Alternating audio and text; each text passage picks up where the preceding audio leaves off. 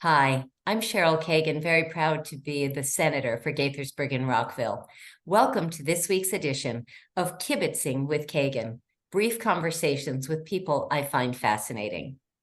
I am so excited for this week's edition, and I want you to join me in welcoming Flamy Grant, a drag queen and a musical rising star. Flamy, thank you so much for joining me today to chat. I'm so happy to be here. Rising star. I like the way that sounds. So I want to start with your childhood, the growing up, then get to becoming Flamy, talk about where you are now, and then the future. So that's kind of the trajectory we're going to go today. Love it. And I have a million questions. First off, you grew up as Matthew Blake in Appalachian portion of North Carolina. That's Um, right. so you were subjected to conversion therapy, which I just find so distasteful. You Well, not subjected, just to make a slight clarification there. wait, Self-enrolled. self-enrolled. Okay, so Yeah. why don't we start with your childhood, what conversion therapy was, why you thought that was a good plan for you, and then we'll go on from there. Well, I think the childhood answers the question of why I thought it was a good plan for me, but conversion therapy didn't come until I was 20, I think. So I grew up very fundamentalist evangelical, as we said, in the Bible Belt and the Appalachian Mountains of Western North Carolina. And, my whole world was a very small place. And we were very protected from having exposure to anything other than what our community, our spiritual community, our family, my parents deemed appropriate. And it's I would call it indoctrination, which is the thing, of course, that drag queens are being accused of now. Yes. I would call it well, yeah, just that. So Christian school, a very fundamentalist Christian church, that even a lot of Christians would, I think modern day Christians would look at and be like, oh wow, that's a lot. Women were not permitted to speak in our congregation growing up. They had to cover their hair. Maybe that's why I'm so drawn to wigs. I don't know. Um, but yeah, it was just a world where I was brought up to perpetuate the ideology of what we now know as Christian nationalism, honestly. And I enrolled in conversion therapy after dropping out of college. I honestly dropped out of college because I was struggling so much with my sexuality and my identity and trying to understand how am I supposed to exist in this world, being who I am and knowing what I know about myself. Yes. And conversion therapy at the time seemed like the right path and the best path for me because I believed still at that time that my like God ordained path was to be a straight man and to be a husband and raise a family and all of the things I had been trained to do from day one. So I was still trying to do that even in my early 20s. So let's talk briefly about conversion therapy. So Yeah. that's trying to fix you and make you straight, right? Right. Yeah. How long did you stay in the program, and how was it being in there? I followed it for about 5 years, and I wasn't necessarily in the therapy part of that for all of those 5 years. I did group therapy for a long time. I did some one-on-one counseling as well with like Christian counselors. Hmm. I'd love to go back and see their credentials now, but uh it was a mindset for me of 5 years. I was like, I'm gonna beat this thing, right? I'm gonna beat the gay, and I will become straight. Like that was, I believed it was possible. I had been taught and told that it was possible, Yeah. and had even been given examples of successful conversion stories, which I now know, and from having talked to a lot of those people now, and from having seen some of those very same people come back years later and say, I was lying. Yes. I know that I've still to this day never met a person who says, yes, I have completely changed my physical attraction from one to another, like using this path. No, it's the answer is always still, um, well, it's a challenge, or it's a thing I fight every day and I'm successful at, or I'm Okay. victorious over, but it's not like I've stopped It's being attracted to whatever gender I'm attracted to, right? So um So yeah, it's a damaging thing, but at the time it was I was so desperate for community and so desperate to feel known and loved that it felt like a safe space, even though it wasn't. Mm, It was the first place where I could talk openly about my struggles and what I was experiencing, because I had come out to just a couple friends at that point, right. and they were straight. They didn't know what I was dealing with. They were mostly sympathetic, um, but yeah, it was kind of the first place I could be honest about what was going on with me. I'm so sorry. Um, let's talk about, well, let's talk about pronouns for a minute. Uh, Sure, because you go by they, them. I do. That's new for a lot of people. So why don't you talk about why that's important? It's new for me too, you know. I think drag has been a part of my journey to kind of understanding my own gender expression and identity. And for me, it's just a matter of I think everybody has their own reasons, right? So I can only speak for myself. For me, I initially kind of reacted against they them, and I actually preferred he she, and I was like, just call me both Yes. ends of the Friend. spectrum, as opposed to like identifying with this like more fluid or inter Mm-hmm. space. Mm-hmm. And but as I continue to grow and develop and learn, they them just became so it just started to feel so at home for me, Mm-hmm. because it's for me it is a kind of a rejection of the binary. It's a rejection of I have to be masculine in this way that the world understands masculinity, right? Or I have to look feminine in this way that the world understands femininity. Right. I very much feel like I like the term gender fluid. I like the term like multigender, polygender, like just containing many genders. Yes. And for me, it's just an acknowledgement of everything I've always known in my body to be true about myself, which was, as a kid, wanting to play with my mom's clothes, wanting to get into the makeup and getting in trouble for that. Wanting to, all my best friends were girls growing up, which, these are the stories of many a queer man. But, but yeah, it's just an awareness and an acknowledgement that we've created this binary system that just doesn't work for everyone, Yes. and I want to like occupy space in the in between, and just let people know it's okay to be how you feel, Right. and whoever you may be.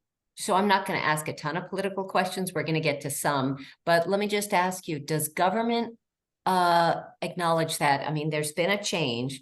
Is it universally easy for you to not be put in a box of check one, male or female? Are you seeing Oh that no. variety now? No, not universally. No, not at all. I still all the time come up, against a form where there's only two options. I mean, more and more regularly. Yes. I think it's becoming more common, and it's always like it's always a kind of relief moment when I get to select Yes. mix or Yes. just other. Other, yeah. Or decline to answer if it's Or decline to optional answer either. is great too. Yeah, Yeah. Yeah. absolutely. Okay. So you first dressed in drag when you were 37. Yeah. So tell us about that journey and how you started learning about makeup and hair and clothing. Yeah, it was a slowly dawning, um, I would say like understanding, but really what it was kind of a return to, like I said, I was that kid who was drawn. I had a natural um instinct to do this stuff, but it got kind of shamed and oppressed out of me as a kid. And so um pandemic was the first time I had, like so many of us, had a lot of extra time on my hands, Right. or sheltering at home in those early days. And Tiger King we were all watching Tiger King, and we were all like doing sourdough starters and, and things like that. But I got on YouTube, and I just spent a whole lot of time with makeup tutorials, and I had done a little bit of drag prior, just like Halloween house parties, for fun, never thinking that it was a career option, never imagining that I would like take it as far as I have. But I yeah, I just those early days of pandemic, it felt like inner child work. I was just reconnecting with the kid, and yeah. Were you ever a singer-songwriter as Matthew? Oh yes. Oh Okay. yes. My Okay. whole life. I wrote my first song when I was 9 years old. Oh, I don't know this. Okay. Yeah, Research, yeah. we didn't get that. So you call yourself a gorgeous, godless, heathen drag artist. Oh, that's an old description, but yes, I do remember writing that. That's okay. Well, you are all of that. Um, and all right, so I have so many questions. So tell me what you think is the role of drag in the queer community or in the Oh, LGBTQ community.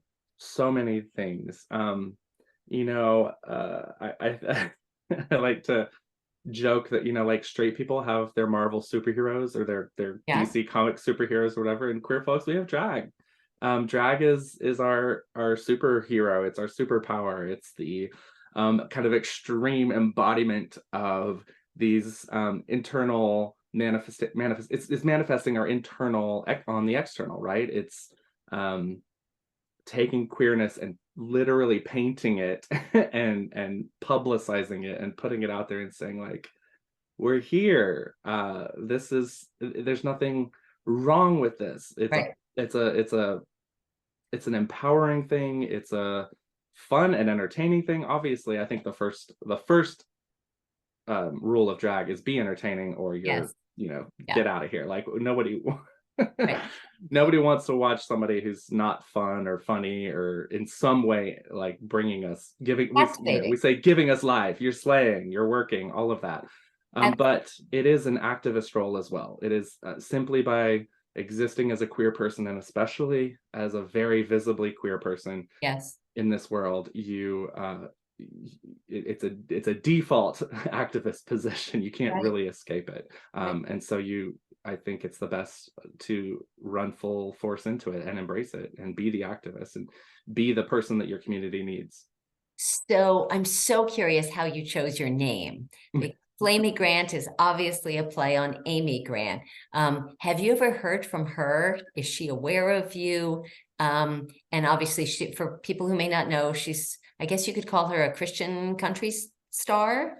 Not yeah, she's Christian pop.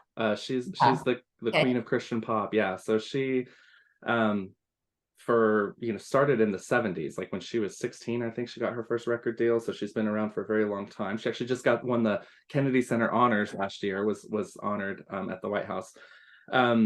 But she's yeah started as she became kind of our like poster child for Christian music, Yeah. especially from like my generation kids, 80s kids, 90s kids. Like she was the one. And then in the 90s had this big like, we called it the crossover moment.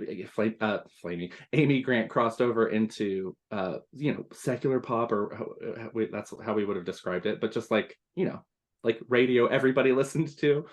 So everybody knows the songs like Baby Baby and Every Heartbeat. Those were big for her in the 90s. And then yeah, she's still making music, but I think she's still probably in most people's minds occupies that role of like Christian artist. But I do know that she is aware of me and her team Okay. is aware of me and all that. I've not met her, haven't had the chance to talk to her yet. I hope that happens one day. She's an absolute hero to me. That would be And cool. yeah, she's wonderful. I love her. Nice. So was it an inspiration? How did you get to choosing your name? Oh yeah, it was just literally laying in bed with my husband one night watching Drag Race. And I turned to him and I was like, "Do you have a drag name? I've never come up with a drag name for myself." And he was like, "Of course I do. My drag name's Amanda Do It." And which is cute, right? And I was like, "Well, I need one, and I like the names that are puns on, Yes. their favorite celebrity, Yep. sometimes they're impersonating them, but other times they're not, like Tina Burner or Shaka Convict. I love these kinds of names. So I was like, but my diva was Amy because I wasn't allowed to listen to secular music, or Yeah. all my friends were listening to Britney and Christina, and I didn't. All I had was Amy Grant. So Yes. it just kind of came to me, and I said it out loud, and he laughed. My husband laughed, and he Right. doesn't have the same kind of religious trauma that I have, and he Right. doesn't. He didn't grow up in that world. So I was like, well, if my husband's laughing at this, I know there's a whole generation of like church kids who will love it. So That's awesome. that was the day. So talk about how long it takes you to become Flamy. the nails, the hair, the makeup, the wigs, the clothes. Where do you get your clothes? Like, just walk us through what that is, because it's Oh boy. super time consuming. It is. And when you first start drag, it is so overwhelming because there's so much to learn. Drag is like what you put I put Drag Race, RuPaul's Drag Race up against any other reality competition show, and I'm sorry, the queens are working harder than anyone. Because on Project Runway, all you have to do is you're just designing and sewing and creating a garment, right? Right? On I don't know, Amazing Race, maybe there's different physical challenges, but it's a race, like Right. whatever. Right. But with drag race and just being a drag performer in general, yeah, there's so much you have to learn how to do: hair, makeup, costuming, whether you're going to create that yourself or do what I do, take the easy way out and hire other designers to make your stuff. You've got to learn everything. Some people make their own jewelry, nails. I do take the easy way out on nails because I am a folk singer. I Yes. play guitar, so I don't have to do the big crazy nails that a lot of queens are known for. I just Yes. put on a little sticker. But yeah, and then there's just the actual performance side of it. And once you've gotten ready, there's performing. And are you a lip syncer? Are you a comedy queen? Are you a stunt queen? Do you dance? Do you do death drops and crazy things like that? Or are you a singer like me? Yep. And there's no limit. You can be anything. You can be a stand-up comedian, drag Right. persona. You can Right. drag can, it's like theater, right? It transcends and it can integrate into any art form. Um, Amazing. Um, when you are Flamy, does it feel like costume or does it feel like the real you? This is a great question. I'd say there's a little bit of both. RuPaul always says, drag doesn't mask who you are or cover who you are. It reveals who you are. It brings out Nice. like whatever is inside of you already and it amplifies it, right? So I definitely feel that. I feel more powerful, more just less inhibited, right? Flamey can do things that Matthew can't. But at the same time, it's still me and it's still the things. I'm not doing things I wouldn't want to do, right? Like I'm doing things that are true to Matthew's nature. It's just that Flamey makes it easier. Like it's just I can be bigger, louder, bolder, go further, say more, get on talk shows and talk to people about it, where Matthew would just probably not really enjoy that very much. So you and I met through the music community. We did. And I'm wearing the t-shirt that we met in, by the way. I Instagram post. Someone's gonna have to look back a couple of months, but we were both wearing black t-shirts with white stencil lettering in the same font. And And my yours was so nice and sweet. and versus yours, theirs was so great. And so we took a picture. It was like same concept, different tone. Yes. It was awesome. Thank you for doing that. So, uh, folks who are watching this may know that I have a concert series I've had for over 20 years now, Folk and Great Music, and I present folk and great performers, singers, songwriters from around the country, and frankly, from other countries as well. And so I get to know performers at regional conferences. So you and I first met at the Southwest Regional Folk Alliance, and then at the Northeast Regional Folk Alliance, I got to see you again. And I'm guessing I'll see you at Folk Alliance International out in Kansas City. You will. I'm so excited for that one. I'm so psyched. But you have taken this world by storm, I think. Awesome. The reaction, talk about what it has been like to really be coming into your own. You came out with this, I don't mean the pun, and I am a punster. Actually, I have performed, I've competed in a pun contest at the DC Comedy Club. No kidding. I'm doing it again in January. That's amazing. Thank you. So you came out with this fabulous mini CD, Bible Belt Baby, and you can find some fabulous videos online. You have to check them out on YouTube. So that has just been over a year. Talk about the trajectory. Talk about this past year and how the music world has embraced you. Yeah, it's been wild. Really, like I said, started this in earnest at the beginning of pandemic, so 2020.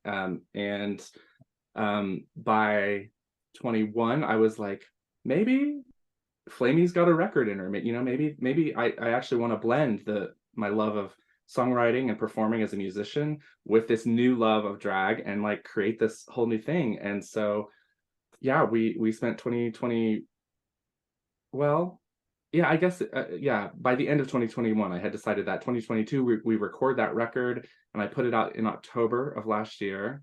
And it did all right. Like it did okay. I was not anybody, I was not on anybody's radar, Right? but I had a podcast that was kind of in the deconstruction, religious deconstruction space. So I had like a little bit of like, I had enough followers to where like when they saw what Flamy was doing, it was like, oh, this is fun and cool. And I was very pleased with how it turned out. It wasn't a massive, it didn't break through or anything like that. But then 10 months later, there was a little bit of a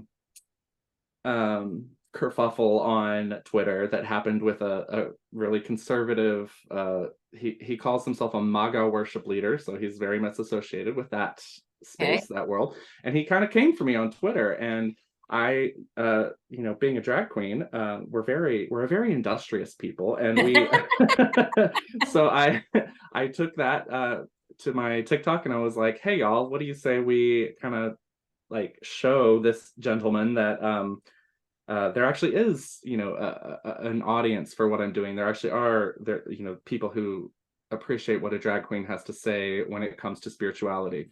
And sure enough, the next day the record got to #1 on the iTunes Christian charts, which I that mean, was the moment that things kind of broke open for me and on all of that. But as for the folk scene and just learning about all the regional folk alliance conferences and everything, that's all been so new to me, and I really kind of got dragged, ha ha ha, to Folk Alliance to Kansas City last year by some yeah, friends. I didn't know what it was. I was like, what is this thing? I don't know. I didn't even take the time off work because I was like, I'll just work remotely, and I'll go to a couple seminars or whatever. right. But of course I get there and I see what it is, and I see how incredible this community Yeah, is. yeah, So loving, so just like celebratory of each other, so yes, encouraging. yes. And I'm like, oh, I love it here. I'm home. I'm Yes, home, yeah. yes. And so from there, that's where I learned about the regionals, and I started, applying to those, to be applying for showcases, and Yep, making sure I was registered for as many as I could attend. And yep, so yeah, SWRFA, the Southwest was the first. We just did yep, Northeast not too long ago, last yep. month, and Fabulous. just I'm having great experiences and getting to meet the most amazing people, the most fabulous musicians, supporters, all of it. Like it's Yeah. just a beautiful space, and I'm so happy to be in it. Yes. Well, you had a formal showcase, which is very prestigious on the big stage, Yeah. at Southwest and then at NERFA, the Northeast Regional. And both times, like, first off, we all just went crazy. The first time I saw you, I lost my mind. You were so, anyway, so present and badass and Thank you. ferocious and funny and talented and all of the things. And so, are you corrupting children? Are you influencing? Are you destroying people's minds? Are you corrupting folks? Like, talk that through, the crazy accusations, Yeah. the fear. Hmm. Well, if I'm doing it right, then yes, I am. No, I listen, to me, all of this like panic around queerness, and specifically around trans folks and drag, is just pure projection from the religious right. And I say this as someone who grew up in it and knows what Yes, actual grooming looks like. yes, And because that was me, I was very much groomed to, we've already talked about it, I don't need to yes, rehash that. But no, uh no, what drag artists are doing, and what trans folks who are being out and proud are doing, are taking up space in a world that we exist in. That's it. Like we're just out here living our lives, and we are providing an option that kids can see, so that they can potentially see their own future in a positive, hopeful way.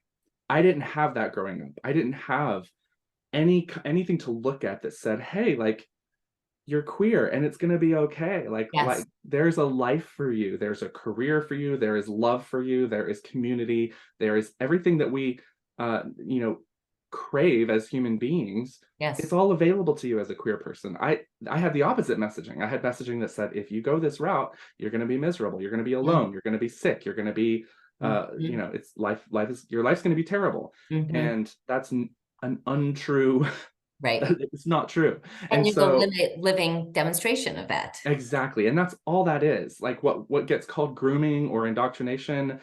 First of all, it's all optional, kids. Like no one has to come to a drag show. No one has to come to drag story hour. Right. It's not mandatory, and we're not the ones knocking on people's doors like with a Bible saying like, have you heard about the good news of Right. drag? You know, it just it's wild to me the Yes. projection of that community Yes. onto us. So mental health and suicide, death by suicide. I mean, young people are really struggling, and it seems like offering options and role models Mhm. can be important to some Absolutely. teens who are struggling, or anyone Yeah. who's struggling.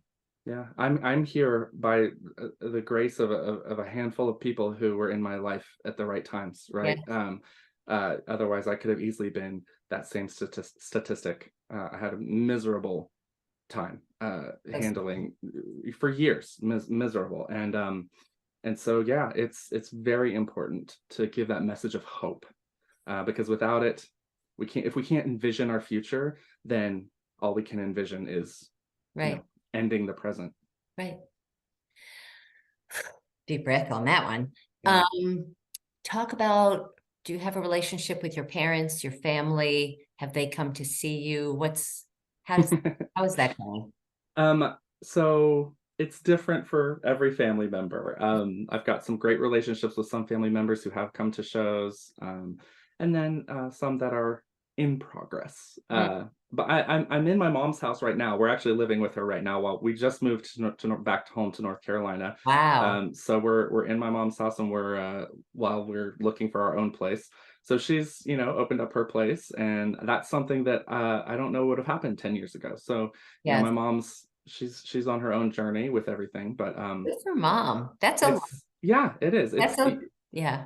It's relationship. That's where we find change and learn to see each other, right? It's not online and like Facebook arguments, or Sure. it's not even really in a lot of think pieces and stuff like that. It's really in the face to face. Get who do you know? Who is in your world? And so that's why I think it's very important for queer folks, when you're able, as you're able, to engage with the community around you and occupy that space, and get Yes. to know folks who might be a little afraid or misunderstand or even hate us. Yes. Um, Or yeah. fear. I think maybe, I don't, Fear is what is it's yeah. fear and shame are the motivators of all of Yes. this, right? Yes. Like it's we're taught to be afraid of what's different. We're taught to protect what's our own, or what we believe is our own. And you know, But that's the why conversations like this seem so important to me, because I yes, think as people know and they see it, this isn't scary and it's kind of funny and it's kind of cool. right, And, yeah, um, we're you just know, people, we're hanging out, we're having a good right, time. Yeah. when gays and lesbians started coming out of the closet, and straight folks realized that, oh, my cousin, my nephew, my neighbor, my work colleague, oh, I didn't know. And then they Yeah. had to sort of recalibrate what they Yes. thought about the concept of people who loved folks of the same gender and not, Absolutely. so yeah, interesting.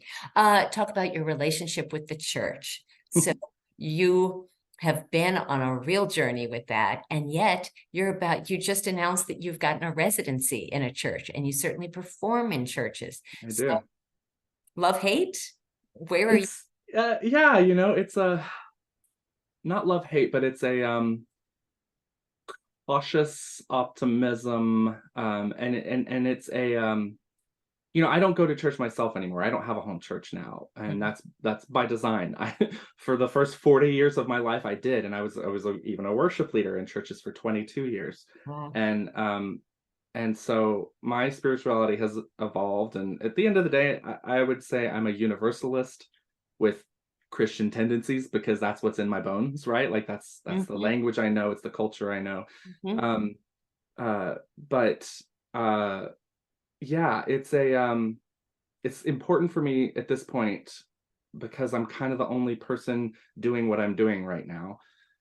Um, to take up that space in the church, in churches that will have me, obviously, and then to just be. It's for me again. It's all about representation, all about being present and saying, I know that there's a whole industry out there that's telling you that you can't be queer and Christian, you can't be a queer Christian musician, and you certainly can't be a drag queen Christian musician. And I'm just gonna prove you wrong by doing it. Like, I don't need to debate you, I don't need to argue with you. I know I'm not going to change the minds of the gatekeepers, but Right. maybe I can again show an option to the people who are kind of like in the middle of all that and saying, well, it just doesn't feel right that we Yes. are so exclusive to queer folks and so hateful to queer folks. Like, and if I can just be that bridge for someone, to show them that, hey, there's lots of kinds of Christianity. Right. Did y'all know there are 40,000 different Protestant denominations? Like, Dang. they can't all be right, baby. Within the Jewish community, we just argue among ourselves. Right. Um, how careful do you have to be about choosing gigs? And do you ever feel unsafe? Have you experienced threats that you took seriously? Yes. I'm a pretty impetuous person and often don't think things through to their logical conclusions sometimes. I just kind of go with my gut. So I'm learning to be better about that and try to have a little more forethought. The only time I felt unsafe was actually, so I recently attended the Dove Awards, which are the Christian like Grammys, for lack of a better word. Okay. It's a big industry event that honors Christian music. And I attended with another queer Christian musician whose name is Semler, who also had several number ones on the Christian charts. Nice. They were actually the first out queer person to do that. And so obviously we're not like invited, or our music's not included for Sure. Yeah. consideration in those categories, that kind of thing. But we're like, but anybody can buy a ticket to the Doves. And we were Sure. like, you know what, let's do that. We both had really great years. Let's just go attend the Christian Music Awards and just be there, bring our queer identity, share some love. It wasn't a protest, like we're Right. like, we're not showing up with signs or anything like that, Yeah. but we are going to show up as ourselves and Right. just bring some queer joy to the space. And how'd it go? Well, it was an interesting experience. But the reason I bring it up is because that was the first time that I ever felt a little apprehensive about Mm, like safety issues. We had a pastor in Tennessee, right outside of Nashville, preach a whole sermon about me, and it was not. It was a very. I mean, this pastor is known for being like, right. he's not representative of most Christians. He's representative of the extreme, like Right. scary right. Right. But I was like, like if there is someone who's like dangerous or like mentally on the edge, like Yes. that person probably goes to this pastor's church and just heard him talk about me, and it kind of blew up online and Yeah. got some, well, I get threats all the time, but got some really specific threats around that Mm, one. And so sorry. so, we took some extra precautions there, but yeah, I think I'm getting smarter about that. Okay. But at the end of the day, I mean, I don't know. I only just had my very first protesters show up at a show. I saw that in Literally, Richmond. yeah, literally this past weekend in Richmond, Virginia, Yes. which that let's the good people of Richmond are blameless because those protesters are actually from North Carolina, from my state. So they drove up there. But it was just two people, and it was just a bullhorn and terrible messages is all. But yeah, for the most part, I think there's a lot. It's really easy to be big and blustery online, and it's a lot more effort to show up in Show person and up. try to intimidate people in person. So Right. So, Flamy, how can people be great allies for you? What can people do who want to support you, stand by you, and stand up to people who are ugly and protesting and all that? yeah, thank you. That's a lovely question, and I appreciate it a lot. You know, uh, allyship is more than a rainbow flag on your social media, or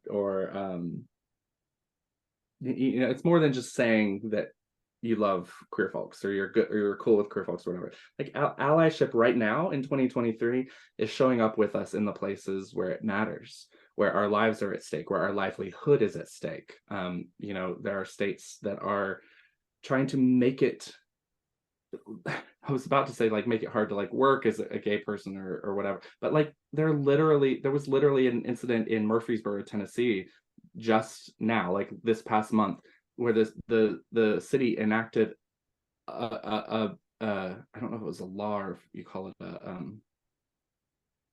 what is a city provision or something, Ordinance, regulation. ordinance. Thank you. Yeah, I think that's what it was. And but it basically like criminalized being queer, like just existing in public as a queer person. It essentially criminalized that. It's been overturned very fast, thankfully, thanks to the ACLU, who are very good allies in all of this work. The But American it's Civil Liberties Union. Yes, sorry, thank you, American Civil Liberties Union. And so it's just really important that our allies show up with us when we are at a protest, when there is a moment to vote, when there is a moment to speak. I'm wearing my vote pin. Actually, yes, one of the things we've all got to make sure everybody's ready. Absolutely, we have to vote. We have to show up at our local. It happens at the local level, like. Find out what's happening to queer folks in your city, and then show up at your city council and speak on their behalf. It's especially powerful when we have I don't want to use the word army because I don't like war terminology, but we have just a horde of folks behind us. If we're musical, a band of people. A band of people behind us to back us up, right? And play the same chords. And I like this metaphor. All right. So on that note, see how we're continuing. So Ron DeSantis in Florida, who's just, forgive me, just evil. Are there policy changes? Has anyone done anything good that's proactive, or has it all been negative and threatening and restrictive? Yes. Folks can be thinking about. There are. And I wish I had thought to look up the specifics on this beforehand, but I just read of a city, I think somewhere in New England, that like declared itself a haven, a sanctuary for queer folks. Also, I mean, this is also happening with cities and abortion rights. Cities are declaring themselves as safe havens. So yeah, there are good movements. State of Maryland, baby. Yeah, right. It's going to be on the ballot to put it in our constitution this year. Fabulous. 24. Yeah. Yeah. So there are good things happening. So I have just a couple of questions before we go to our Fast Five, but I do want to ask you whether you would do a song, and I have never done that. And even if you did an a cappella verse or two or a chorus, just to give folks an idea of your message and your talent. Is that putting you on the spot? Yes, it is. Okay. All right. Thank you though. I'll point people to, like you did, go watch my music video for the song What Did You Drag Me Into? It's my little autobiography, and that is a great video. Thank you. They'll get a good sense for what I'm about from that. I love it. And it's filmed in a church, it's people have their conversion in the good way as you're singing. So that's great. What is the most meaningful award or recognition you've gotten so far in your career? Oh, wow. I mean, it's got to be the Kerrville Folk Festival. That was such a special time. It was a really eye-opening experience for me. Earlier this year, I was in the New Folk competition, and I was one of the 6 winners. And it was just it put me, like on the ground for 10 days with people who just love music, and just the appreciation that they had for me just made me feel, it took away any like imposter syndrome that I may have had for like, oh, well, like the drag is a crutch, or the drag is what catches people's eye. Did you stay dressed for 10 days in the heat and the sun and the flies and the... Yeah. I camped. Well, okay, I cheated a little bit. One of my fellow contestants and I took one night. We drove to Austin and we got an Airbnb because we were like, we need a shower. Yes. I'm a Kerrvert. I've been to Kerrville, Texas, to the folk festival there twice, and it's pretty special. social media, good or evil for you? On balance, you do a lot of it. It's been your community, but it's also been a place of hate. What is it now? And have you noticed a change in the Elon Musk era on Oh, X, Twitter? on X, yes, Twitter. Yeah, I hate Twitter. It's so hard to like find your people on Twitter anymore. It just feels overrun with ugh, Yeah, ickiness. Uh, and TikTok is the same. TikTok was the first thing where I had some viral success, and it was really great for me during pandemic. And now it's like it's a difficult place for me to hang out. mm, If I go live on Twitter, I get like weird like trolls coming into my lives, filling out my comments with horrible stuff. So I like Instagram. That's my favorite one. I think social media is like many things, a tool that can be used for good or evil. yes, And I try to make the most of it. At the same time, for me, the real bread and butter is live shows, meeting absolutely. people face to face. I love that. Like I just love the in-person connection. So I use social media a lot because it's kind of the gig and for musicians now. Like you have to be on there, but I love to meet people in person. Excellent. So, as you know, and I'm going to say it here so it's on tape, I want you to play folk and great music house concerts in Rockville in my home or in a larger venue. So, I want to host you for sure. Oh, So we just have to figure out calendars and when you're going to be in the great. East or the Mid-Atlantic area. But Perfect. I want my people, my constituents, my friends, neighbors, colleagues to see you, meet you, and just be wowed by you. Oh, thank you. Well, good. I want to meet them. Like, yeah, we'll figure it out. Perfect, perfect. So, Flamy Grant, it's time for the Fast Five.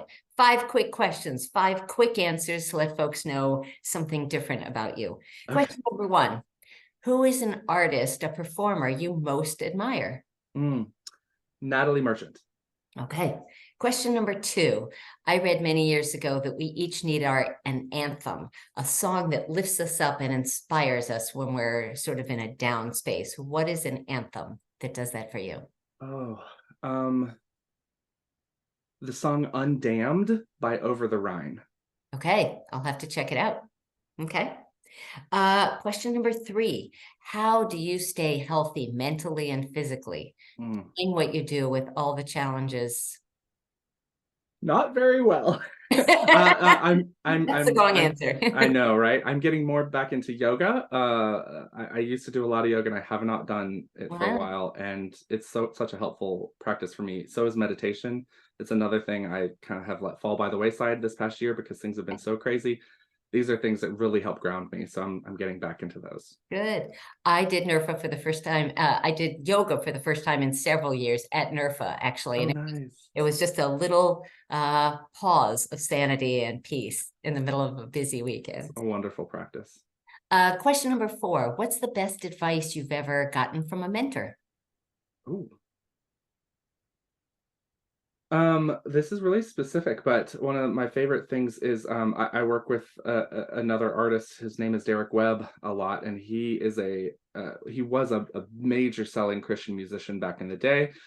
He's had a career for 20 plus years, actually 30 years now, I think, and is no longer in the Christian music space, but still kind of works tangentially, similar to how I do. Anyway, one of the things he has always said or has been saying recently to me is the word Christian, if it's used to describe anything other than a person, it's just a marketing term. And Mm, so that's been really helpful for me as I kind of frame my music as Christian music, right? That's, interesting. yeah, it's been Okay. helpful. Okay. I like it. And question number five, the question I ask everyone, Flamy Grant, drag queen, singer-songwriter, what is your hidden secret superpower? What's a skill or talent? And God knows you've got 10 million of them. What's a skill or talent you have, something you're really good at that most folks can't do? Oh, wow. Oh, this is tricky. I would actually like to say it's my songwriting. I think that my favorite thing is when people do get surprised by the drag queen who actually writes a decent song, right? Like and maybe more than a decent song, maybe really good songs. Really good songs. That's Absolutely. that's my favorite thing to do is kind of, you know, catch people's attention with all this and Yes, then actually deliver on it, so that's, I would say that's my thing I do that I love the most. that is what it was for me. I love Yeah. it. Yeah. Extraordinary. Well, I think you're wonderful, and what a pleasure to have this time to chat today. Thank you so much, Flamy Grant, for what you bring, what you do, your authenticity, your joy, your love, your talent. And I look forward to seeing you in Kansas City in February, if not before. Yes, can't wait. Thank you so much for having me, Cheryl. This is a pleasure. Absolutely. Stay well.